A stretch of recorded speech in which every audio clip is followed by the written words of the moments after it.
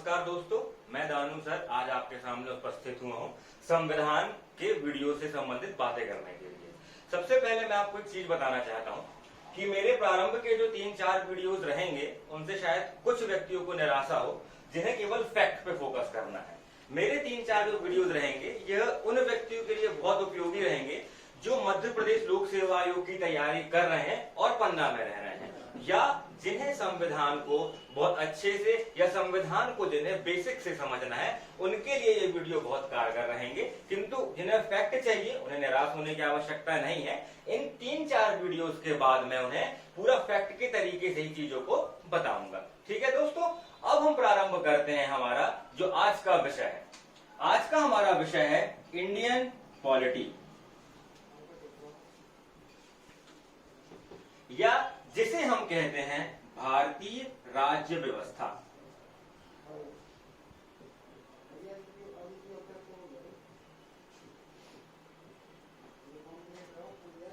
राज्य व्यवस्था से हमारा तात्पर्य क्या है? राज्य व्यवस्था से हमारा तात्पर्य है एक ऐसी व्यवस्था जिसके द्वारा किसी राज्य का शासन चलाया जाता है। ठीक है, अब किसी देश का जो शासन है वो कैसे चलाया जाता है? वह चलाया जाता है वहां के संविधान के द्वारा। संविधान तो मुख्यतः हमें पढ़ना क्या है? हमें पढ़ना है संविधान, या जिसे हम कहेंगे इंडियन कॉन्स्टिट्यूशन। जो मेरे आज का वीडियो रहेगा मेरा वह मुख्यतः फोकस रहेगा कि संविधान आखिर है क्या और संविधान की विशेषताएं क्या होती हैं। और मैं प्रारंभ के वीडियोस में आपको संविधान क्या होता है, संविधान की विशेषताएं क्या हैं, इसके उद्देश्य क्या होते हैं, इसकी आलोचनाएं क्या होती हैं, वो आपको बताऊंगा। मध्य प्रदेश लोक सेवा आयोग से मैं आपको इनके प्रश्न भी बताऊंगा। अभी तक इस जो मैं आपको कुछ दिनों में बताऊंगा आगे, उससे 30 प्रश्न 3 मार्कर, 18 प्रश्न 6 मार्कर और 8 प्रश्न 15 मार्कर बन चुके हैं। ठीक है, तो आप ये समझने की कोशिश करिएगा, आपको थोड़ा सा पेशेंस रखना पड़ेगा, आपको सब चीजें पूरे व्यवस्थित तरीके से ही बताई जाएंगी। अब हम बात करते हैं कि संविधान होता क्या है। ठीक है, आप सभी ने पढ़ा होगा कि संविधान में 395 अनुच्छेद होते हैं, मौलिक अधिकार का पाठ और आगे सब। लेकिन मैं आपको आज प्रारंभ के वीडियो में क्या बताना चाहता हूं कि संविधान जो है वो होता क्या है। सबसे पहले संविधान विधियों या कानूनों का एक मौलिक दस्तावेज है। क्या है ये? मौलिक दस्तावेज।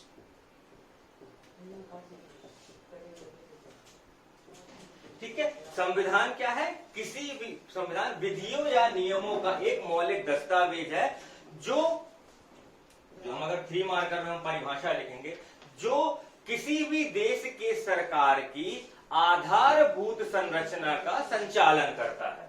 क्या करता है? पहले पॉइंट में हमने क्या देखा?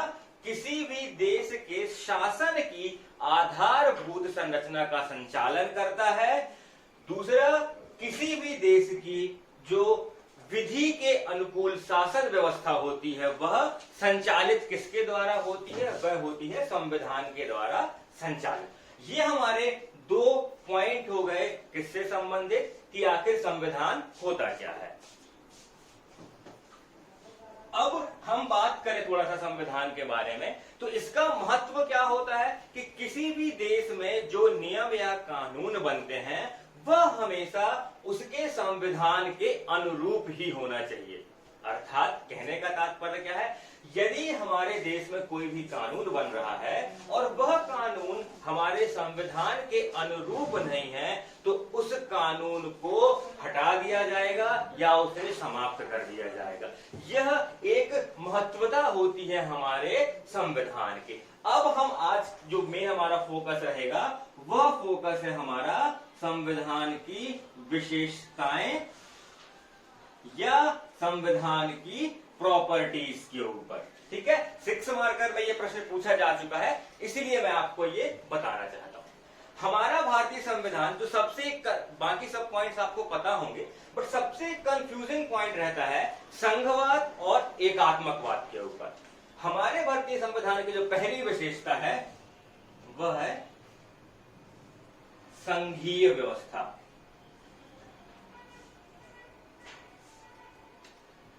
संघीय व्यवस्था को हमारे संविधान में किस देश के मॉडल से लिया गया है? वो है कनाडा। ये आपका पहला फैक्चुअल क्वेश्चन है आज के वीडियो का कि संघीय व्यवस्था का मॉडल हमने कहां से अपनाया है? वो अपनाया हमने कनाडा के देश से। अब हम समझना चाहते हैं संघीय व्यवस्था के बारे में। संघीय व्यवस्था एक ऐसी व्यवस्था होती है जिसमें राज्य एक संविदा के तहत एक केंद्र की स्थापना करते हैं। समझा आपने क्या कहा, कहना चाहा? मैं कहना चाह रहा हूं कि संघीय व्यवस्था एक ऐसी व्यवस्था होती है जिसमें राज्य एक संविदा के द्वारा एक संघ का निर्माण करते हैं, वह कहलाती है हमारी संघीय व्यवस्था। हमारे भारतीय संविधान में संघीय व्यवस्था के साथ साथ एकात्मकता के भी गुण देखे जाते हैं। तो मैं आपको थोड़ा सा एकात्मकता के बारे में बताता हूं। एकात्मक संविधान जैसे ग्रेट ब्रिटेन हो गया, चीन हो गया, फ्रांस हो गया, या विश्व के अधिकांश देशों ने एकात्मवाद संविधान की व्यवस्था को अपनाया है। इससे तात्पर्य क्या है उनका? एकात्मकवाद में जो केंद्र होता है वह सशक्त होगा, सभी प्रकार के, ये हमारे राज्य हो गए, सभी प्रकार के निर्णय जो है वो केंद्र के द्वारा लिए जाएंगे और उनका इंप्लीमेंटेशन या उनका प्रभावी क्रियान्वयन किसको करना होगा? राज्यों को करना होगा। ठीक है। संघवाद की अगर हम बात करते हैं, संघवाद जो हमारे भारतीय मॉडल ने अपनाया है, इसमें सशक्त केंद्र तो होगा, सशक्त केंद्र तो होगा, किंतु राज्यों को भी अपने नियम बनाने की स्वच्छंदता प्राप्त होगी। कहने का तात्पर्य, जैसे हमने देखा कि हमारे यहां पर एक संसद भी है, लोकसभा, राज्यसभा, जो केंद्र के लिए नियम बनाती है, और राज्यों में विधानसभा और विधान परिषद भी होती है जो राज्यों का कानून बनाती हैं। तो आपने देखा, मेरे कहने का तात्पर्य क्या था कि एकात्मक संविधान में हमने देखा था कि केंद्र जो है वही नियम बनाता है जिनको क्रियान्वयन करना रहता है राज्यों को, किंतु हमारे संघीय व्यवस्था के मॉडल में हमने क्या किया है? सशक्त केंद्र के साथ साथ हमने राज्यों को भी स्वायत्तता प्रदान की है कि राज्य अपने परिवेश के अनुसार, अपने परिवेश के अनुकूलता के अनुसार अपने लिए नियम और कानून बना सकें। ठीक है। तो यह एक सामान्य सा डिफरेंस हो गया सशक्त एकात्मवाद का और संघवाद का। अब हम अपने अनुच्छेद 1 में पढ़ते हैं कि भारत जो है राज्यों का संघ है। यह पार्ट मैं आपको आगे बताता, लेकिन अभी आपको शायद थोड़ा समझने में प्रॉब्लम होगी, तो इस अनुच्छेद से आपकी सारी चीजें क्लियर हो जाएंगी। अनुच्छेद क्या कहा गया है कि भारत जो है वह राज्यों का संघ होगा। इसका तात्पर्य क्या होता है? इसकी मीनिंग जो निकलती है वह यह निकल के आती है कि राज्य जो है वह एक संविदा के तहत केंद्र से जुड़े हुए हैं, इन्हें स्वच्छंदता की स्वतंत्रता प्राप्त नहीं है, अर्थात इन्हें केंद्र से अलग होने की स्वतंत्रता प्राप्त नहीं है।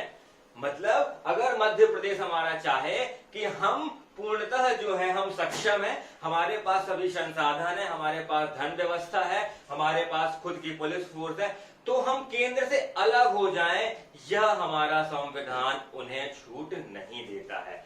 तो ये कहलाता है कि भारत क्या है? राज्यों का संघ है। और हमने यहां से समझा संघीय व्यवस्था और एकात्मक व्यवस्था के बारे में। अब हम हमेशा से पढ़ते आए हैं कि हमारा भारतीय संविधान जो है वह संघीय व्यवस्था को अपनाए हुए है, किंतु कई जगह हमें इसका झुकाव एकात्मक संविधान की ओर भी दिखाई देता है।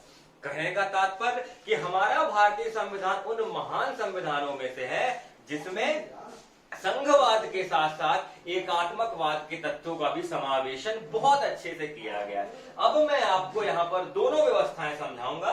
पहले मैं आपको संघीय व्यवस्था के तत्व बताऊंगा, फिर मैं आपको एकात्मक व्यवस्था के तत्व भी बताऊंगा कि हमारे संविधान में कौन कौन से ऐसे तत्व हैं जो यह बताते हैं कि हमारा संविधान एकात्मक की ओर झुका हुआ है।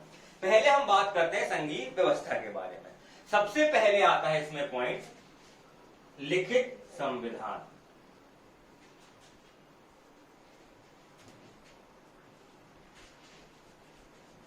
ठीक है, पहला पॉइंट क्या आया? लिखित संविधान।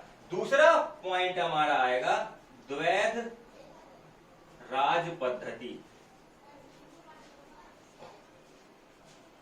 तीसरा पॉइंट हमारा आएगा स्वतंत्र न्यायपालिका। ठीक है, ये पॉइंट मैं अभी आपको धीरे धीरे एलेबोरेट भी करूंगा थोड़ा थोड़ा सा कि ये क्या कहलाते हैं। उसके बाद हम देखेंगे कठोर संविधान,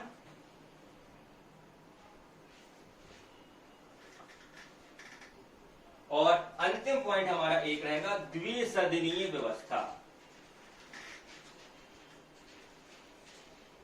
ये हमारे कुछ वह पॉइंट है कि यदि आपसे पूछा जाता है कि आप भारतीय संविधान के संघीय तत्वों को बताइए, तो ये हमारे वो पॉइंट रहेंगे जिनके द्वारा हम यह बता पाएंगे कि हमारे भारतीय संविधान में कौन कौन से ऐसे तत्व हैं जो यह बताते हैं कि हमने संघवाद को अपनाया है। सबसे पहले हम बात करते हैं लिखित संविधान की। इसके बाद आप एक और सबसे महत्वपूर्ण शक्तियों का विभाजन।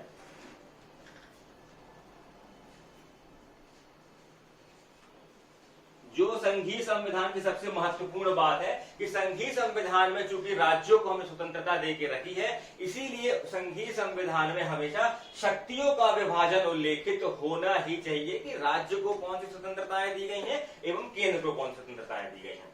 लिखित संविधान, लिखित संविधान में हम देखते हैं कि हमारे भारतीय संविधान में 395 अनुच्छेद, 22 भाग और 12 अनुसूचियां हैं।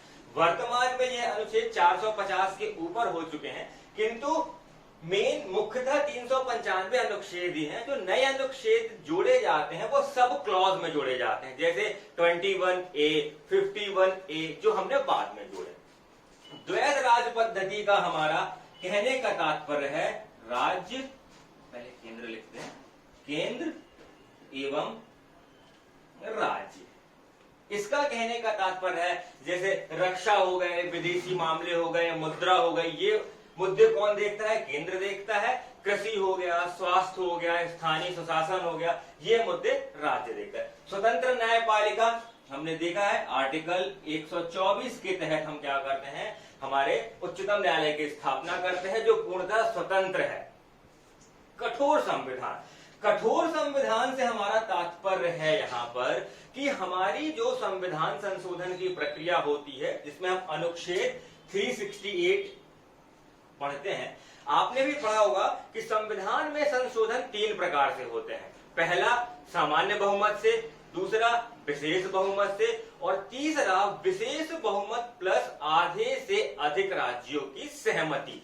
तो हमारा जो तीसरा क्लॉज होता है कि विशेष बहुमत एवं आधे से अधिक राज्य की सहमति, यह प्रदर्शित करता है कि हमारा संविधान एक कठोर संविधान है। इसमें आप सरलता से संशोधन नहीं कर सकते हैं। द्विसदनीय का तात्पर्य है मेरा, पहला राज्यसभा और दूसरा लोकसभा। ठीक है, अगर हम इनकी बात करें, अनुच्छेद 80, अनुच्छेद 81 और अनुच्छेद 79 में हम बात करते हैं संसद के बारे में। शक्तियों का विभाजन, शक्तियों का विभाजन से मेरा तात्पर्य है हमारी 7वीं अनुसूची। हमारी 7वीं अनुसूची, ये मैं आपको यहां लिखता हूं, जो सबसे महत्वपूर्ण पॉइंट था शक्तियों का विभाजन। शक्तियों का विभाजन, इसके बारे में हम किसमें बात करते हैं? अपनी 7th अनुसूची। 7वीं अनुसूची में हम बात करते हैं शक्तियों के विभाजन की, जिसमें हमने 3 चीजें पढ़ी हैं, केंद्र, राज्य एवं समवर्ती सूची। इनके बारे में आगे मैं आपको विस्तार से बताऊंगा। यहां बस ये बताता हूं कि केंद्र सूची में जो मुद्दे होते हैं उन पर नियम केंद्र बनाता है, राज्य सूची में जो विषय होते हैं उन पे नियम राज्य बनाता है, और समवर्ती सूची में दोनों को नियम बनाने की स्वतंत्रता प्राप्त है। किंतु यदि टकराव की स्थिति होती है तो हम केंद्र को ज्यादा वरीयता दी जाती है।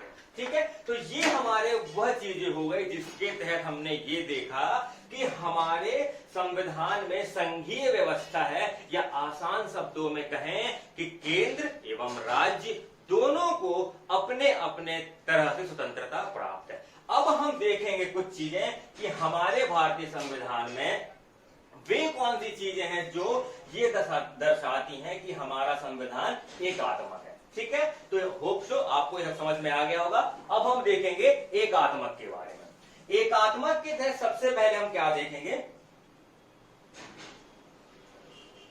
सशक्त केंद्र। इसका मतलब क्या है कि हमने यहां पर भी देखा, अगर टकराव की स्थिति होगी तो नियमावली किसकी मानी जाएगी, हमारे केंद्र की मानी जाएगी। दूसरा हम बात करें एकीकृत न्यायपालिका। यहां हमने देखा था स्वतंत्र न्यायपालिका, किंतु स्वतंत्र न्यायपालिका की होने के साथ एकीकृत न्यायपालिका का तात्पर्य है कि सबसे ऊपर सर्वोच्च न्यायालय, फिर उच्च न्यायालय, फिर अधीनस्थ न्यायालय, किंतु उच्च सर्वोच्च न्यायालय के जो मुख्य न्यायाधीश हैं, उनके जो क्रियाकलाप होते हैं, इन सब के निर्णय राष्ट्रपति के द्वारा ही लिए जाते हैं। उसके अलावा एकल संविधान, हमने राज्यों को स्वतंत्रता तो प्रदान की है, उनको स्वच्छंदता तो हमने दी है, किंतु संविधान हमारा एकल संविधान ही है जिस पर होल्ड रहता है किसका, हमारे संसद का। उसके बाद हम बात करेंगे अगर राज्यपाल की नियुक्ति, राज्यपाल की नियुक्ति, हमने देखा है कि राज्यपाल की नियुक्ति किसके द्वारा की जाती है, हमारे राष्ट्रपति के द्वारा ही की जाती है, जो यह दिखाता है कि हाँ, हमारे संविधान में संघीय व्यवस्था होने के बाद भी हमारा केंद्र जो है वह ज्यादा मजबूत है। इसके बाद हम बात करेंगे संघ लोक सेवा आयोग, या मैं इसकी जगह लिखता हूं अखिल भारतीय सेवाएं।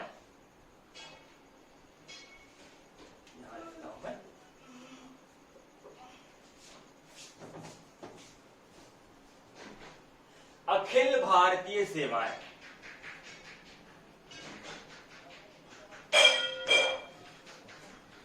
जिनका उल्लेख अनुच्छेद 312 में हमने पढ़ा, जिसके तहत राज्यसभा को शक्ति प्राप्त होती है।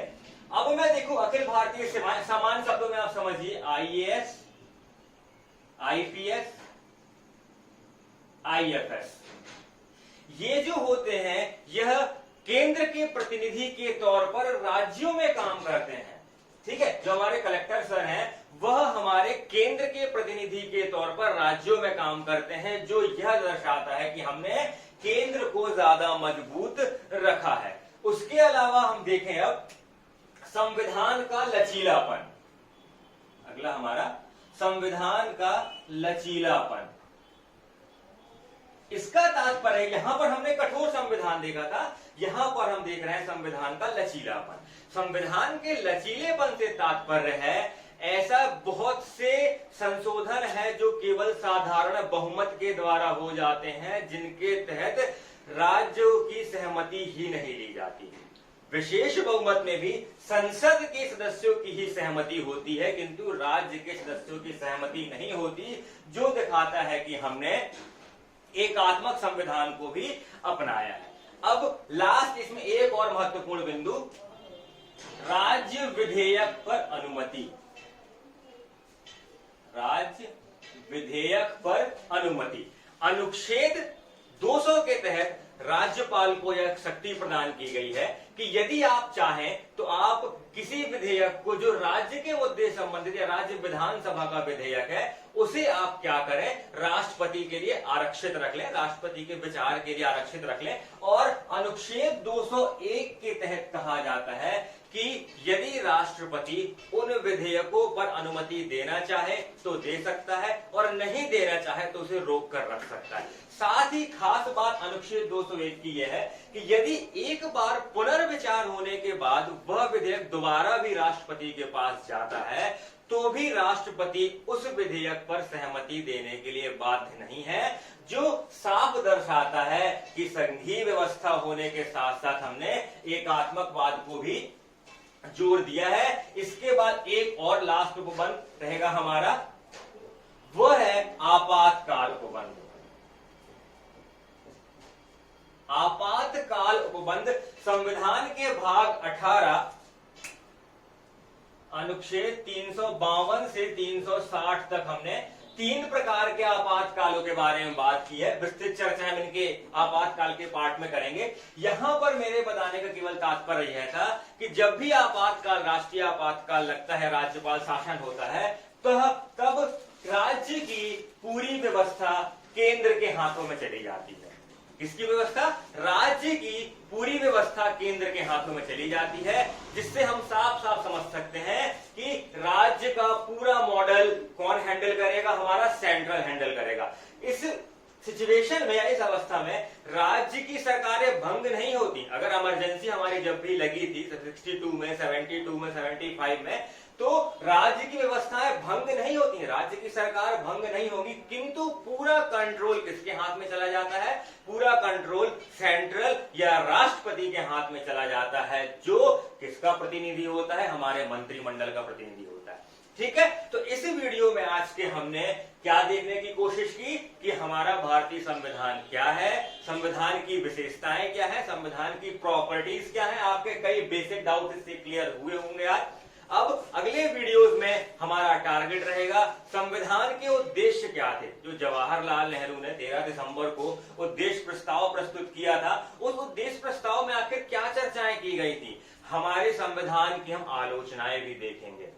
हमारे संविधान में सब कुछ अच्छा है, लेकिन इसके बाद भी इसमें कुछ आलोचनाएं भी थी, कुछ कमियां भी थी, उनको हम आगे के वीडियोस में देखेंगे। उसके बाद हमारे वीडियोस बनेंगे संविधान सभा से संबंधित। संविधान सभा कैसे बनी, कैबिनेट मिशन जो 1946 में आया, उसने क्या क्या चीजें रखी या क्या क्या शर्तें रखी, जिसके तहत हमारा संविधान सभा के लिए चुनाव हुआ, संविधान सभा के सामने क्या क्या मुद्दे थे, इन सब वीडियोस को हम धीरे धीरे करके आगे देखेंगे। इसीलिए हमारे अभी आगे के 3-4 वीडियो आपको केवल ये कंसेप्ट समझाने के लिए केंद्रित रहेंगे कि आखिर संविधान क्या होता है, संविधान की मूल भावना क्या है। बहुत बहुत धन्यवाद आपका।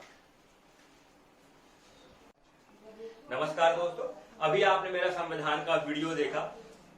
उम्मीद रहेगी कि आपको यह वीडियो पसंद आए, और अगर इस वीडियो में कुछ कमियां रहती हैं तो आप बिल्कुल स्वतंत्र होकर हमारे महेंद्र सर को आप बिल्कुल बताइएगा कि इन वीडियोस में क्या कमी थी। अगले वीडियोस में उनको मैं पूरी तरीके से कोशिश करूंगा कि मैं उनको दूर करूं, क्योंकि ये मेरा पहला वीडियो था, तो मैं ये बिल्कुल भी श्योर नहीं हूं कि हाँ ये वीडियो बिल्कुल अच्छा होगा, बहुत अच्छा होगा, या आपको पूरी तरीके से पसंद आया होगा।